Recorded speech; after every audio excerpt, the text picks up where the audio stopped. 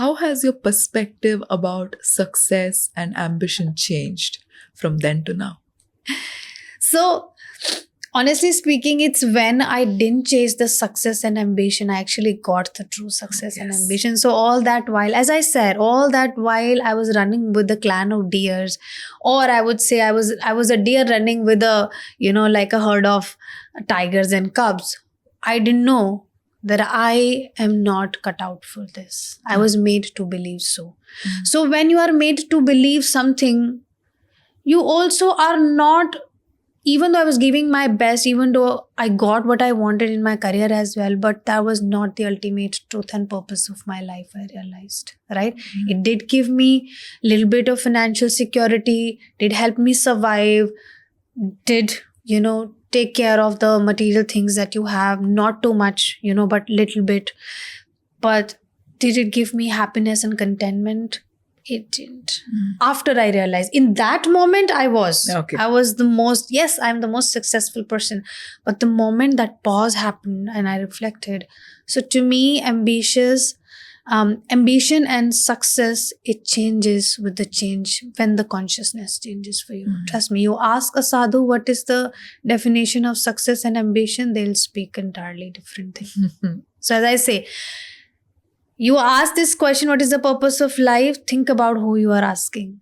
Right. They will have different answers. Depending on what level of consciousness they That's are. why I didn't give you this answer of you attain nirvana, go back to source. You go and talk about this to a rickshaw wala who is trying to survive. He said, what nirvana? What are you talking about, right? Exactly. Human needs to look for answers like this, I feel. Right. There's no one answer. One answer, yes. So what I want to also understand is, what is the biggest myth about yoga that people believe right now? I think the biggest myth is yoga makes you feel very good. And this is the myth about meditation also. Meditation is not something that you would say it's a feel-good thing, no. Yoga, I'll tell you what yoga is, right? Imagine you have a glass of water in which like there is lots of dirt and sand sitting right now, right? So what is happening is at the moment your mind is like, so therefore no clarity, right? Therefore physical ailments, mental ailments, emotional, imbalances and distraction and not finding the purpose, all sorts of like miserable things. The human world at least calls that is happening to you because this is what is happening. So yoga is like, when you start to do yoga, obviously some of that settle down, some of that settle down, some of that settle down. Now you'll see the clear water, but my dear friends, you will also see the dirt. The dirt has settled down. Now one little stir happens, it comes back up. Correct. So yoga is not walking a path of, oh, I feel blissful, oh, I am so happy all the time, oh, I am never miserable. No. You will be miserable. The fact that you will no longer be impacted by it. Now that's the real yoga. You will see your ahankar in front of you, which you were, when in ignorance, you could not see.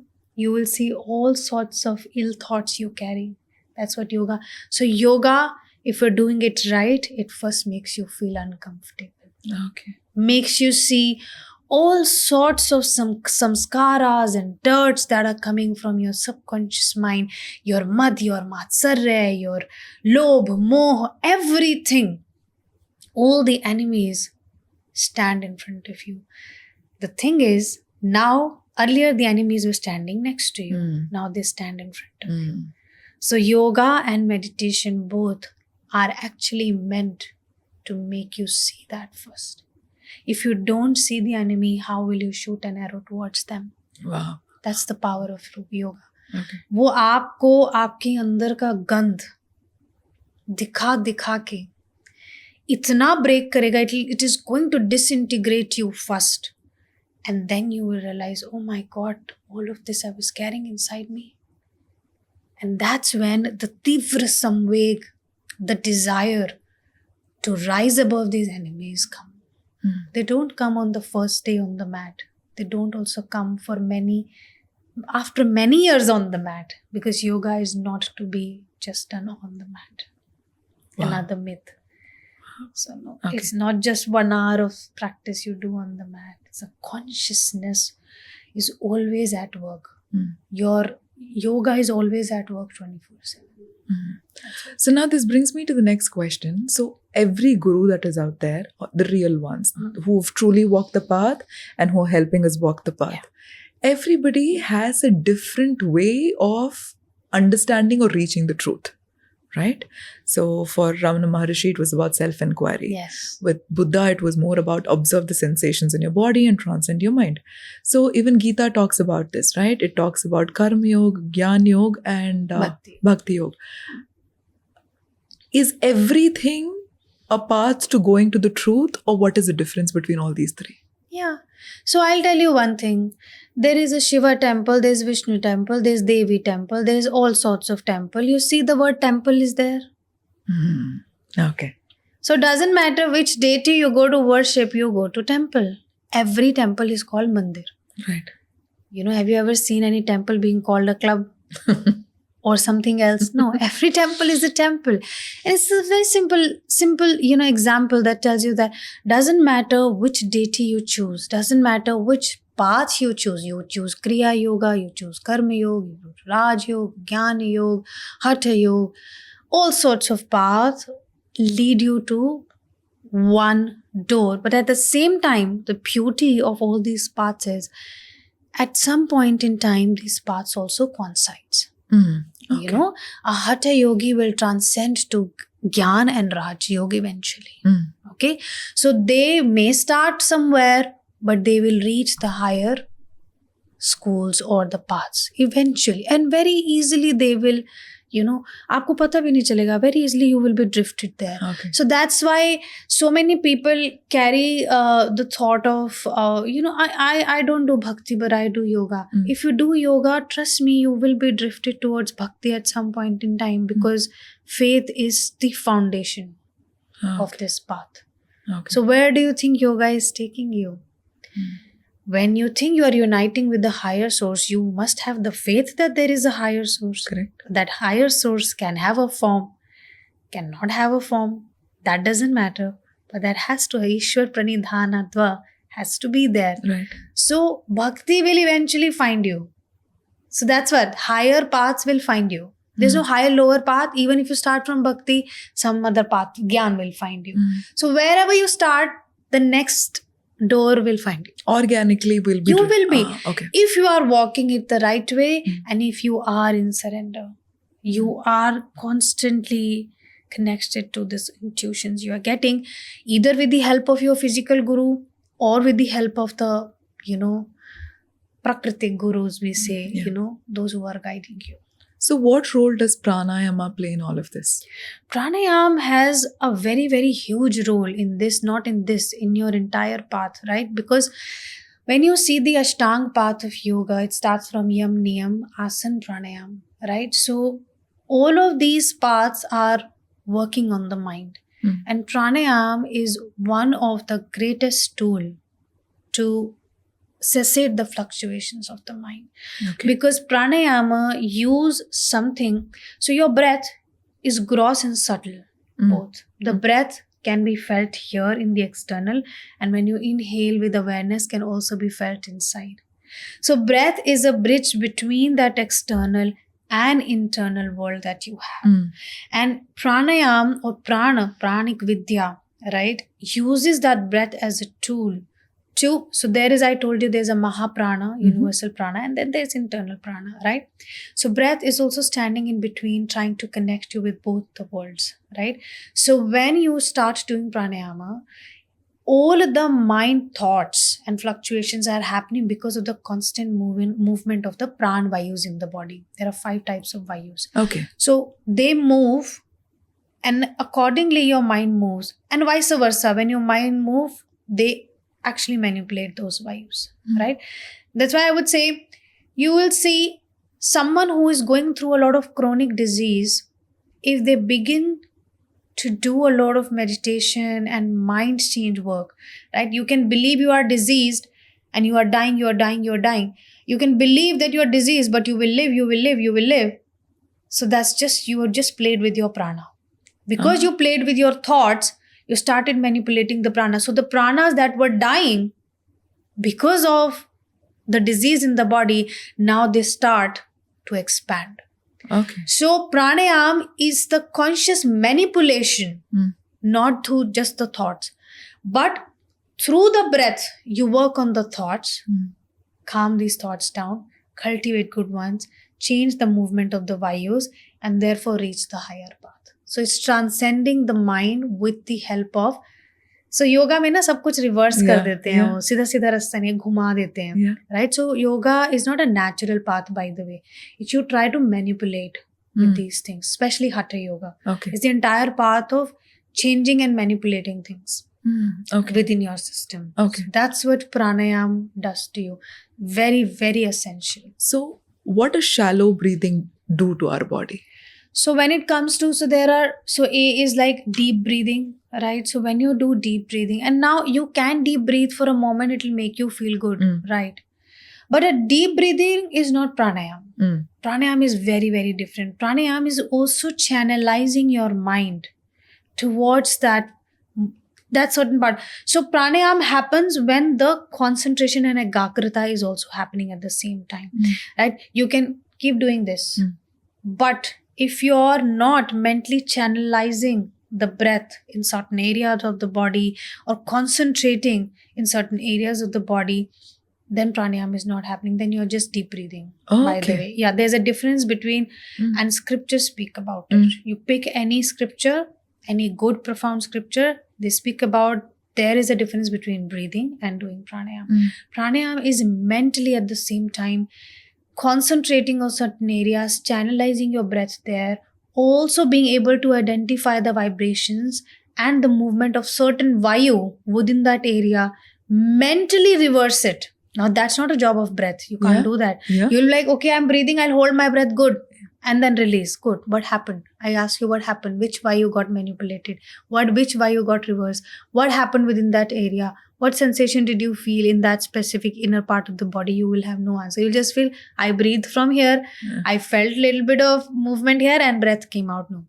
So pranayam is along with the breath when you use the power of mind to manipulate those vayus, reverse them. That's why they say pranayam cannot happen without the bandhas, the locks, the energy locks that we apply, without the mudras to reverse the flow of the outgoing prana inward. Okay. And so this is where most of the prana is going down. For animals, it's always here. That's why they say the lower chakras are active for animals. Humans, what they do is, and this is also called the source of the storehouse of the prana. It's this. This is the Mooladhara, is where the source or the storehouse of the prana is. Now what humans do is, pranayam is essentially a technique of reversing, awakening that storehouse, opening the door to it, and reversing the flow upward. Okay. To raise in the higher chakras, right? The chakra that we have, the 7 chakras. So reversing the flow of prana and manipulating them mentally along with the help of the breath as a tool. So breath is just a tool for pranayam, by the way. Okay. Just a tool. Okay, it's so misunderstood that Yes. pranayam is just breathing exercise. Yeah. And trust me, you can talk about it by reading books, but someone who has actually felt the play of prana vayus in the body can only teach you, by the way. Actually, most of the people who think they are either practicing or teaching pranayam, they are not, I believe so. Because when I started to understand the real sides of the pranayam, I actually got a reality check of what have I been doing from last 2 years. You know, okay, it made me feel good. Correct. Deep breathing makes everyone feel good. But what else is happening in my system? Then I obviously got help from a teacher, and I learned the right techniques. And then when I started practicing, then oh my god, that 1 year was, I understood what this is. And that, I'm sorry Gayatri ji, even how much ever hard I try, cannot be explained in words. Because that's something that has to be experienced. So just breathing is not pranayam. Yeah.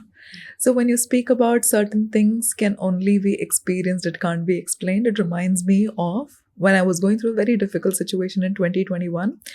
It was major anxiety attacks. I went through a lot of pain, and I don't know what happened one day.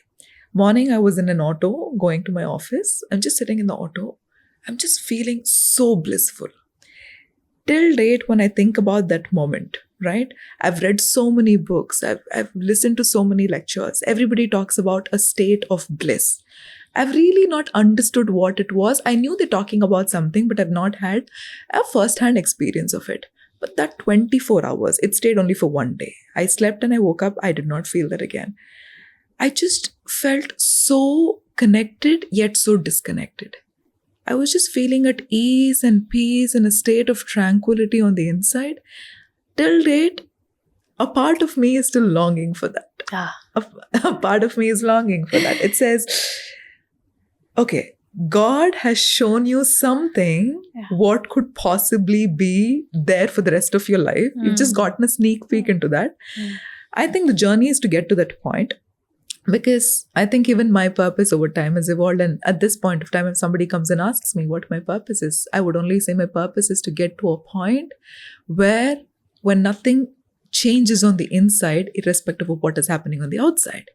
Because it is not an intellectual understanding of everything is happening for the highest good, but rather an experiential knowing everything is perfect. I think that is the journey that I am going towards. And I think that sneak peek of how it feels to be in a state of bliss, that kind of changed. I've been trying to explain that to so many people, but I think I've failed explaining that. And I think we all have access to that. You do. Everyone. Yeah. Everyone. I'm so happy that you shared this experience with me and this audience. And because it is really, it's a very, very, very good question and topic to talk about in a way. Okay. So yes, you are right about point number one, that this bliss can be experienced by anyone and everyone. And as I speak, and those who are listening, at some point in time, you would have felt that you're happy for no reason. 3 seconds, 4 seconds, 5 seconds, 6 hours, 10 hours, 24 hours tops, right? I'll tell you one more thing, okay?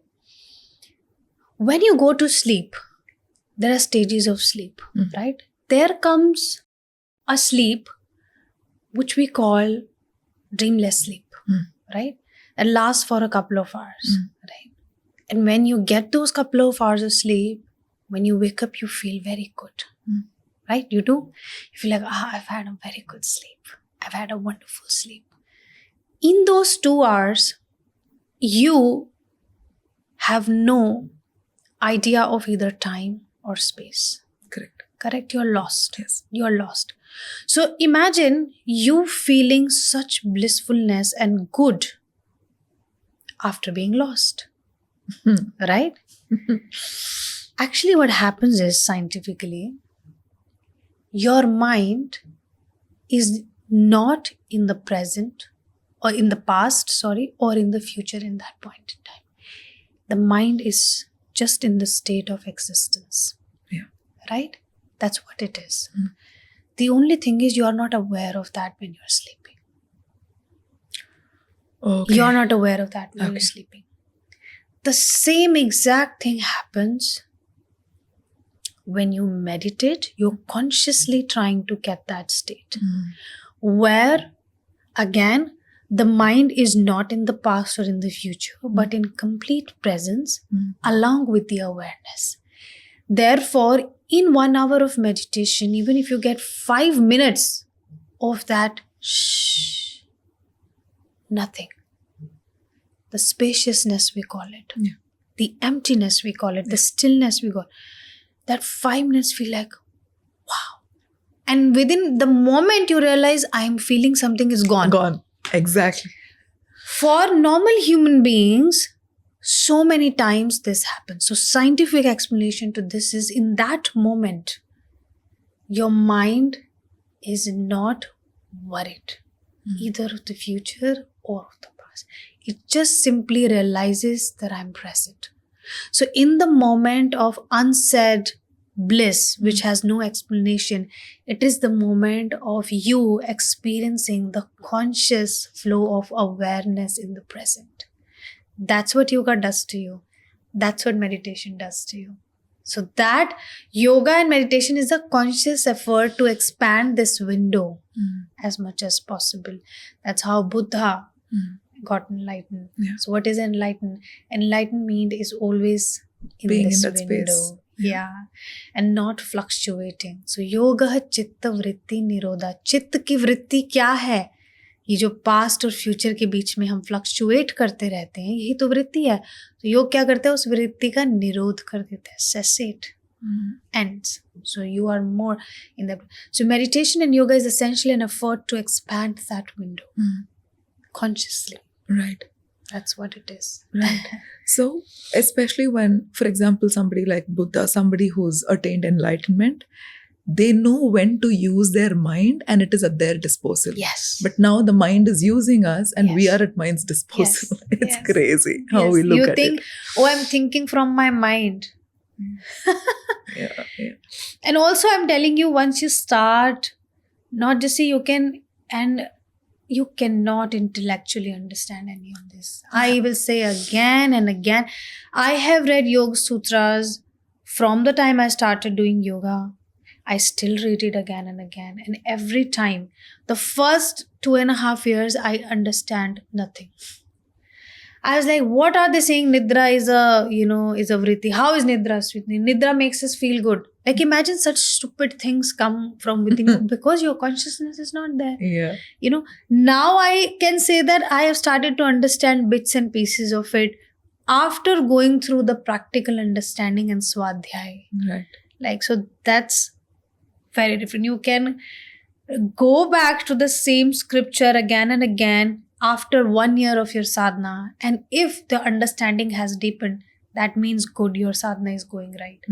If your understanding of certain scripture is still sitting there even after coming back of 1 year and 2 years, that means you're still working in progress, but consciousness has not shifted. And that's what we say, the download of knowledge all the saints get is nothing but their access to this ever prevailing knowledge gets more and more and more with time. So Okay. even if there is one shabd, the earth changes for them again and again and again, and the gyan changes for them again Because and of the again and consciousness expanding. again. Yes, in the conscious realm there is shabd earth gyan. So it keeps evolving for them. So first they are working with the shabd. Okay. As you grow in the consciousness, you're working with the earth. Yeah. And then you're only working with the gyan. Always give this example to my students. Can I say that? Yes, please. I say, Gayatri ji, you're stupid. So when I say stupid, suddenly your ego will get hurt because you heard the word stupid and you know the sound of this word stupid is not good. Right. There is a belief in your system. Right. But at the same time, I say earth. If you actually read the meaning of this word, it's not really that bad. It's just the state of amazement. But you are made to believe, or you have heard people using stupid for someone who is not good. You're made to believe so. So your subconscious mind has not stored the real meaning of it, but the meaning that world has introduced to you. So now you react to it based on your worldly understanding of the word. The gyan, what is? Gayatri knows, I am not stupid. So therefore Gayatri will not react. So what happens is that's what we call going in depths, right? So you Right. start going deeper and deeper and you stop reacting to these things. Yeah.